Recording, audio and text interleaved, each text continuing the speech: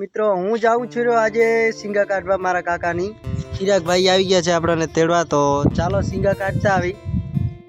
પછી આપણે કાકો, ચિરાગ ને હું નીકળી ગયા છીએ આપણે ખેતર સાઈડ જવા.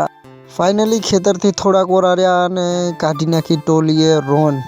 આપણી ટોલી ફસાઈ ગઈ હતી કાકાની, તો કંઈક જુગાડ કરીને કાઢવી તો પડશે. નદીમાં જ નાનું ટ્રેક્ટર હતું એમાં અટકી રહી હતી ને હવે બીજું લઈ આવ્યા છીએ આપણે ટ્રેક્ટર આઈસર. અને આમ જો એવું કંઈક જુગાડ કરીને ફાઇનલી જોડી લીધી છે ટોલી. અને હવે જોવાનું છે નીકળી જશે કે નહીં નીકળી જાય.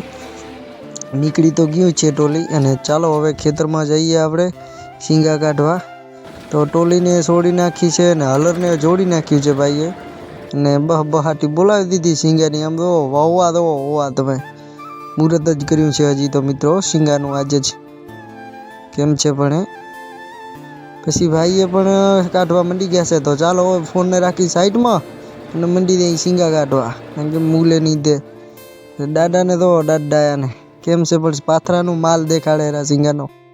પછી ચા પી લીધી આપણે ને આ પાથરા ચા પીધા પછી આપણે ઉપાડી ચીરા ટ્રેક્ટરથી હારી રહ્યા.